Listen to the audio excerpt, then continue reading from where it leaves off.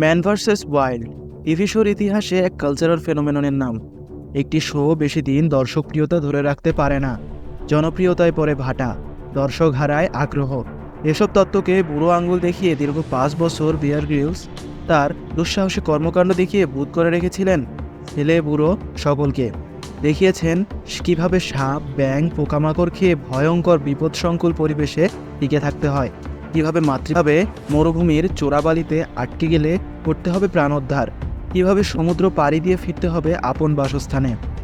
Discovery চ্যানেলের তুমুল জনপ্রিয় এই শোর পর্দার পেছনে অজানা কিছু দিক নিয়েই আজকের এই আয়োজন। Number 1, man versus wild show সম্পর্কে জানার আগে জেনে নেওয়া যাক শোর প্রাণকেন্দ্র বিয়ার গ্রিলস সম্পর্কে। তার আসল নাম এডওয়ার্ড মাইকেল গ্রিলস। 1974 সালের 7 জুন আয়ারল্যান্ডে জন্ম নেন তিনি। তার মাতামহ প্রমাতামহ তাদের জামানায় খুব ভালো ক্রিকেট খেলোয়াড় ছিলেন। খেলেছেন ইংল্যান্ডের বহু স্থানীয় ও আঞ্চলিক দলে। তার পিতা মাইকেল গ্রিলস ছিলেন ব্রিটিশ নৌবাহিনীর রয়্যাল এয়ার স্কোয়াড্রন সেলার। এজন্য ছোটবেলা থেকেই অ্যাডভেঞ্চারের স্বাদ পেয়েছিলেন এডওয়ার্ড গ্রিলস। ওই সময়েই স্কাই ডাইভিংয়ে হাতেখড়ি তার। কিন্তু তার নামের সাথে বিয়ার যুক্ত হয়েছিল কিভাবে? এডওয়ার্ড মাইকেল গ্রিলসের বড় বোন লারা ফসেট তার জন্মের সপ্তাহ 10 দিনের মধ্যেই তাকে বিয়ার নামে ডাকা শুরু করেছিলেন। নাম্বার 2, বিয়ার গ্রিলসের ঝুলিতে বেশ ভারী ভারী সেনা পদক রয়েছে। ব্রিটিশ সেনাবাহিনীর অন্তর্ভুক্ত 21 SAS রেজিমেন্ট এর একজন প্যারা তিনি।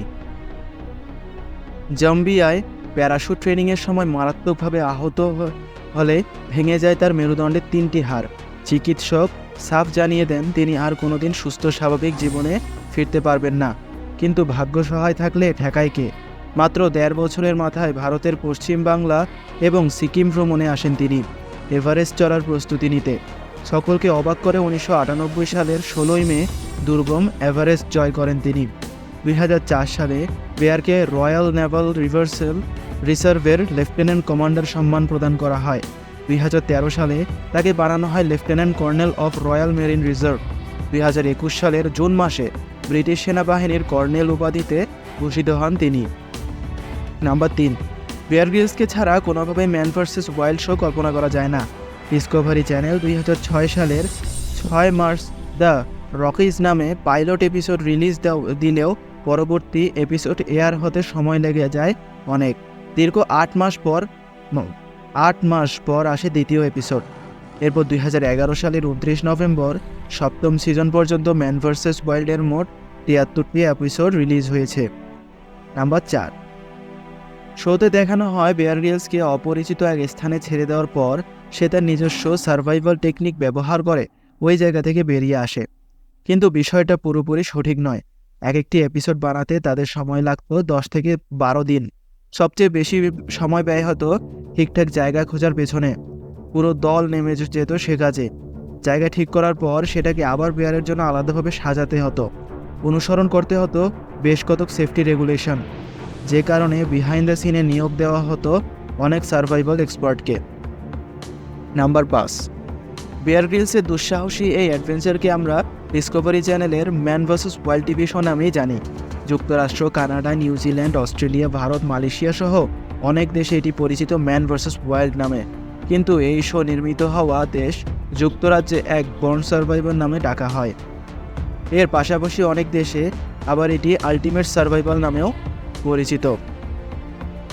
নাম্বার 6, এই শো অন্য সকল শো থেকে ব্যতিক্রম হবার অন্যতম কারণ হচ্ছে বিয়ার গ্রিলসের অদ্ভুত সকল জীবজন্তু ভক্ষণ। অনেকের মনেই প্রশ্ন জাগতে পারে, এ যাবৎকালে বিয়ারের খাওয়া সবচেয়ে জঘন্য খাবার কোনটি? ছোটোখাটো পোকামাকড়, বিচ্ছু, পচা মাংস, ভালুকের মল, বিষধর সাপ, নাকি নিজের মূত্র? বিয়ার গ্রিলসের ভাষায় ছাগলের অন্ডকোষ ছিল তার খাওয়া সবচেয়ে বাজে খাবার, যেটা খেয়ে তার মতো লোক বমি পর্যন্ত করেছিল। কিন্তু আরব দেশের বহু যাযাবর জাতিগোষ্ঠী সেই খাবার প্রতিদিন তৃপ্তি মিটিয়েই উদরপূর্তি করে। নাম্বার 7, প্রচণ্ড সাহসী বিয়ার গ্রিলসকে এক বাক্যে সবাই বাহাদুর মানবে। সে নিজেকে প্রমাণও করেছে বহুবার, কিন্তু সেও মানুষ, তারও ভয়ভীতির অনুভূতি বিদ্যমান। তিনি যে জিনিসকে সবচেয়ে বেশি ভয় পান তা হলো উচ্চতা। যদিও অনস্ক্রিনে বহুবার আমরা তাকে এই ভয়কে মোকাবিলা করতে দেখেছি। নাম্বার 8, টেলিভিশনে আমরা যা যা দেখি তা কি পুরোপুরি সত্য? অভিযানে বিয়ার কি সত্যি সত্যি তার প্রাণকে এভাবে ঝুঁকিতে ফেলে দেয়? শোর বিহাইন্ড দ্য সিনের কিছু দৃশ্যর ফলে সত্য উঠে আসে সবার সামনে। সকলেই ভাবত বিয়ারের সাথে এই অভিযানে যায় শুধু একজন চিত্রগ্রাহক, কিন্তু আসল কাহিনী হলো পুরাতন স্তম্ভর এক দলকে নিয়ে তিনি রওনা হন প্রতিটি অভিযানে। স্থান হিসেবে এমন জায়গা বাছা হয় যা মানব সভ্যতা থেকে খুব বেশি দূরে নয়। এমনও শোনা যায় যে কিছু এপিসোড বিয়ার হোটেলে এসে রাত কাটিয়েছিল। এমনকি এক এপিসোডে নকল ভালুকের স্যুটও ব্যবহার করা হয়েছিল। 2007 সালে প্রচারিত হওয়া এক পর্ব ছিল আগ্নেয়গিরি সম্পর্কিত। এই এপিসোডের কিছু দৃশ্য ফুটিয়ে তোলার জন্য আগ্নেয়গিরির ধোঁয়া দেখাতে নকল কিছু man versus wild team. Number 9, উপযুক্ত কারণসমূহে রোশানলের মুখে পড়ে পুরো দল। এসব বিতর্কের অবসান ঘটাতে ডিসকভারি চ্যানেল অনুষ্ঠানের শুরুতে ডিসক্লেইমার যুক্ত করে দিয়েছিল। বেয়ার গ্রিলস এই অভিযান একা পরিচালনা করেন না, পুরো একটা বিশেষজ্ঞ দল তার সঙ্গে থাকে। সেসব বিষয় উল্লেখ করে দেওয়া হয়েছিল ডিসক্লেমারে। এছাড়াও চতুর্থ সিজনে তারা অনেক বিহাইন্ড দ্য সিন রিলিজ করেছিল অনলাইনে। সেখানে খোলাসা করা হয় বিভিন্ন ক্রু এবং কাস্টকে। নাম্বার 10, একবার 2015 সালে প্রকাশিত হিন্দুস্তান টাইমসের এক আর্টিকেলকে ভুলভাবে প্রচার করার ফলে অনেকে ভেবেছিল বেয়ার ভারতীয় সেনাবাহিনীতে যোগ দিতে ইচ্ছুক, কিন্তু সে কাহিনী সত্য নয়। ওই আর্টিকেলে বেয়ার গ্রিলস তার দার্জিলিং ভ্রমণের কাহিনী ব্যক্ত করেছিলেন। ভারতীয় সেনাবাহিনী এই ভ্রমণে তাকে অনেক সাহায্য করেছিল, কিন্তু কোথাও তিনি ভারতীয় সেনাবাহিনীতে যোগ দেওয়ার ইচ্ছে পোষণ করেননি। ভারতীয় সেনাবাহিনীর নিয়মানুযায়ী ভারত, নেপাল এবং তিব্বত ছাড়া আর কোনো জায়গার মানুষ ভারতীয় সেনাবাহিনীতে যোগ দেওয়ার ক্ষমতা নেই। নাম্বার 11, অবসর কাটানোর জন্য অদ্ভুত এক জায়গা বেছে নিয়েছেন অ্যাডভেঞ্চার প্রেমী এই লোক। 2001 সালে 95,000 ইউরো দিয়ে সেন্ট ওয়ালস ওয়েস্টের দ্বীপে 20 একর জায়গা কিনে নেন তিনি। মানব সভ্যতা থেকে যা দূরত্ব 5 মাইলের মতো। দ্বীপের চারপাশে শুধু অথই জলরাশি, নেই বিদ্যুৎ সরবরাহের কোনো ব্যবস্থা, শুধু আছে একটা বাতিঘর এবং থাকার জন্য বাড়ি। নিজে স্ত্রী সন্তানদের নিয়ে মাঝে মধ্যে এখানে অবকাশ যাপন করতে আসেন তিনি। আসা যাওয়ার জন্য রয়েছে উচ্চ গতিসম্পন্ন স্পিডবোট।